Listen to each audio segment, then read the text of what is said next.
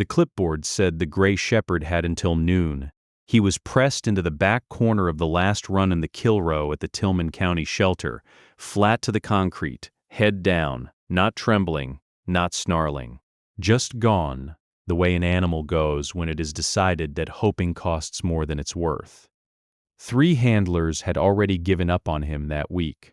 The contractor's trainer stood at the bars with a leash he wasn't going to need much longer, and said it the way men say a thing they've said too many times to feel anymore. Nobody wanted this one. Aggressive, unadoptable, won't respond to a soul. We'll put him down at noon and move the paperwork. The fluorescent lights hummed.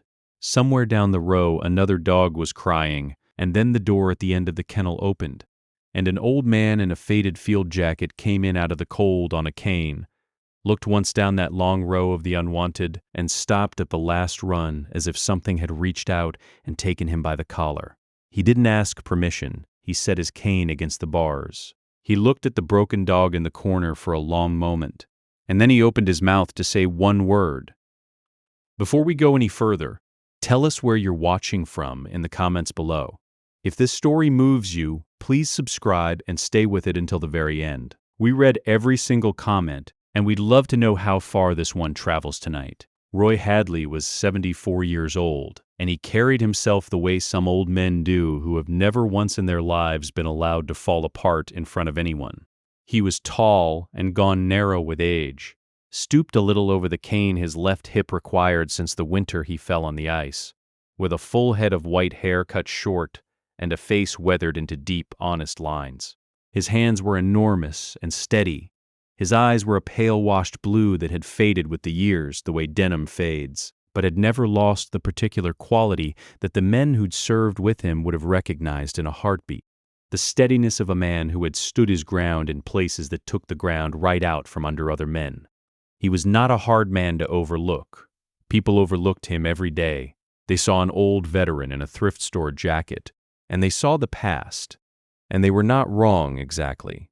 They just had no idea which past. Roy had been a Marine. He'd carried a rifle into the Highlands as a 19-year-old in 1969, but that wasn't the part of it that had marked him for life. In his second year, he'd been pulled to a scout dog platoon and given a German shepherd named Duke. And for 14 months, that dog had walked point ahead of Roy's patrols through country that wanted them dead, freezing at tripwires, alerting on ambushes, lying across Roy's chest in the dark when the shelling came. Duke had kept 30 men alive that Roy could count by name, and when the withdrawal came and the units pulled out, Roy had been told what every dog handler in that war was told, that the dogs were equipment, surplus, and that surplus did not come home. He had been ordered onto a transport and made to leave Duke chained to a post at the edge of the wire. He had heard the dog barking after the truck for as long as the engine let him hear it. He was 74 years old, and he had been hearing it ever since. The dog in the corner of the last run was a German shepherd of perhaps 6 years, gaunt under a coat that had once been thick and was now dull and matted, black over the saddle and a tarnished tan beneath. He weighed less than he should have. You could read the architecture of his ribs. There was an old scar across one hind leg where something had torn it, and it had healed badly. And the inside of his right ear, if anyone had thought to look, carried the faded blue-green of a tattoo. He did not move when people approached. He had learned that movement brought leashes, and leashes brought worse. But when the old man stopped at his bars, something in the dog's flattened ears shifted by a single degree, the way a compass needle trembles toward true north before it commits, because the dog, who had stopped responding to human beings entirely, had caught something in the shape of this one, the way he stood, the stillness in him, the smell of a kind of man the dog had not encountered in a very long time. The Tillman County shelter sat at the edge of a dying farm town under a January sky the color of wet ash, and inside it was all the things those places always are. The flat, forgiving glare of fluorescent tubes, the smell of bleach laid over the deeper smell that bleach never quite covers, the scrape of a steel bowl, the particular exhaustion of a building that fills up faster than it can empty. Outside, the wind came across the fields with nothing to slow it, cold enough that every breath hurt going in. It was the kind of place where a thing could be made to disappear quietly on a clipboard by noon, and no one with the power to care would ever know it had been there at all, which was exactly how Harlan Brooks liked it. Harlan Brooks owned Brooks Canine Solutions, and Brooks Canine Solutions held the regional contract across 4 counties and 1 federal program to receive, house, rehabilitate, and rehome retired military and police working dogs. It was a contract that paid a per-animal stipend, monthly, for the care and feeding and eventual adoption of every dog on his books. Harlan had discovered, somewhere along the way, that a dog on a clipboard pays exactly as well as a dog in a kennel, and costs a great deal less. So the difficult ones, the ones who grieved, the ones who'd been bonded too hard to a handler and couldn't transfer, the ones who needed real work, got relabeled aggressive and unadoptable, and quietly trucked to county shelters, like Tillman, to be put down on someone else's table, while the stipends kept arriving as though the dogs were alive and thriving in his care. He had done it for years. He was a sponsor of the sheriff's re-election fund, and a fixture at the county commission, and the one kennel tech who'd tried to report him had been fired for theft before her complaint reached anyone's desk. Harlan had said it once to a man who'd asked too many questions at a fundraiser, with a drink in his hand and a smile on his face. These animals are decommissioned government equipment. People get sentimental. I run a business. He believed it the way some men believe the sky is up. The dog in that corner was not equipment. He had a name, though no one at Tillman County knew it, and a record, though it had been buried under a relabel. He had alerted on 3 buried charges in a country most of the people who'd written him off couldn't have found on a map, and he had pulled a wounded corporal out of a doorway by the drag handle on his vest, while the air came apart around them. His handler had been killed in the same deployment, and the dog had never fully come back from it, and that grief, that loyalty with nowhere left to go, was the thing Harlan Brooks's people had written on a clipboard as aggression. He had been passed hand to hand and cage to cage for 2 years, getting quieter each time, until he had arrived in the last run of the kill row at Tillman County, with noon circled beside his number. He had stopped expecting anyone to come, and then someone had. "Don't waste your time, sir," the trainer said when he saw the old man stop. "That one's done. He won't take a command, won't take food from your hand, won't even look at you. We've all tried. He's going down at 12. Roy didn't answer him. He was looking at the inside of the dog's ear, at the faded blue-green mark there, and his weathered face had gone very still. He'd seen a tattoo like that before, in another life. He crouched, slow and careful, over the bad hip until he was nearer the dog's level, and he did not reach through the bars, and he did not coo or cluck or do any of the things people do. He simply waited until the dog's eye came to him. And then Roy Hadley said one word, low and even, in the clipped working language those dogs are trained in. A single command word, a word no abandoned street stray could ever have learned. A word that means, "Come to my side." Voit. For a moment nothing happened. Then the dog, who would not lift his head, lifted his head. He got his legs under him, unfolding stiffly off the concrete, and he crossed that run, past the food he'd ignored, past the leash he feared, and he came to the bars and sat down at the old man's side in a heel so precise, so disciplined, so unmistakably trained that the trainer's mouth came open and stayed that way. The dog sat at attention with his ears up and his eyes forward and his whole gaunt body trembling with the effort of remembering who he had been. The kennel had gone dead silent. A vet tech named Maya, who had been standing at the end of the row with a clipboard of her own and a stomach full of things she'd been afraid to say out loud, set the clipboard down. "That's not a stray," she said quietly, to no one and to everyone. "Aggressive, unadoptable dogs do not heel on a foreign command they've never been taught." She looked at the old man crouched there. "Sir, how did you know that would work?" "Because I know what he is," Roy said. He didn't take his eyes off the dog. I knew it the second I walked in the door. I spent 14 months at the other end of a leash just like the one you've got. A long time ago. His voice didn't shake, but something underneath it did. And I know that mark in his ear, because the Marine Corps put one just like it in my dog's ear in 1969, and then it left my dog chained to a post and called him Surplus. I am not going to stand in this building and watch them do it twice.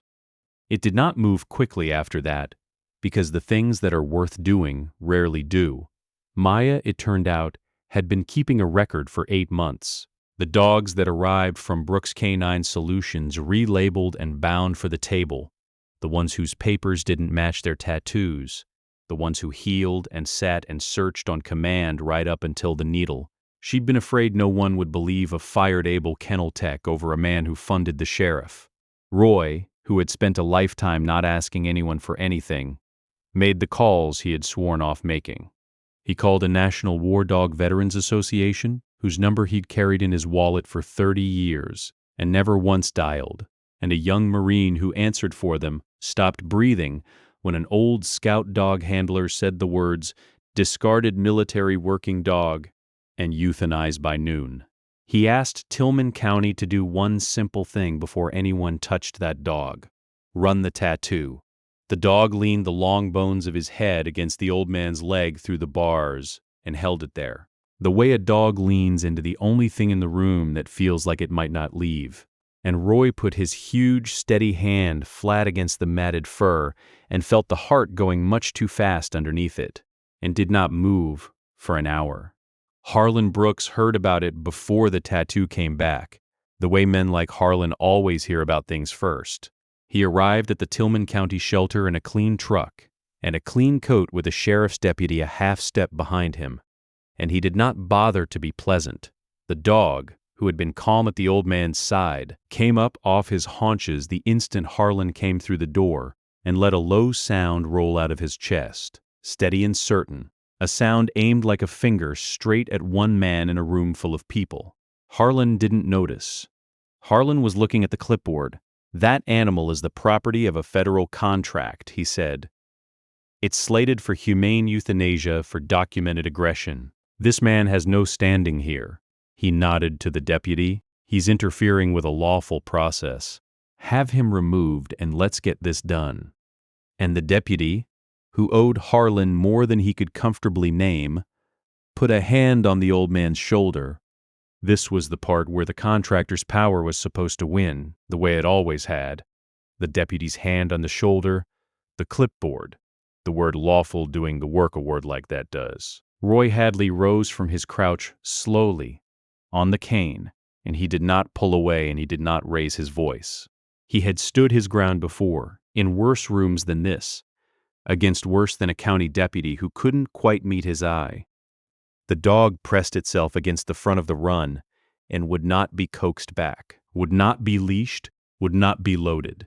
And when 2 of Harlan's people came with a catch pole, the dog lay down flat across the gate of the run, not snarling, just immovable, a line drawn in a place no one was going to be allowed to cross. And the deputy looked at the dog and looked at the old man, and the hand came off Roy's shoulder. "Maybe," the deputy said to Harlan quietly, "we run the tattoo first." They ran the tattoo. It came back in 11 minutes, and the 11 minutes were very long. And what came back on that screen was not a number for a stray. It was a name, and a service record, and a federal designation, and the kind of decorations a dog earns only by doing the thing dogs should never have to do. And the screen said, in plain letters, that this animal was a retired military working dog, whose disposition under federal law required transfer to an approved adopter, not a needle in a county back room. His name was Rex. He had a purple heart in the way that dogs are given them. And his official status on every government record was alive and in the care of Brooks Canine Solutions, drawing a monthly stipend on the very morning Harlan Brooks had driven over to make sure he was killed. Roy turned to face Harlan then, and he gave the room what it had not known to ask for. He told them, flat and complete, who he was. Gunnery Sergeant Roy Hadley, United States Marine Corps, Scout Dog Handler, the rank and the years and the war. And he told them what that tattoo meant and what the screen meant, and then he told Harlan Brooks, without heat, exactly what was true, that the federal office that audited those stipends had been emailed 20 minutes ago by a national veterans organization with photographs, dates, and the name of a kennel tech who had kept 8 months of records, and that there were, by Maya's count, 11 other dogs Harlan had relabeled and trucked to die while billing the government for their care. He gave Harlan nothing, because there was nothing left to give a man whose whole quiet business had just been spoken out loud in a room full of witnesses with a screen glowing behind him.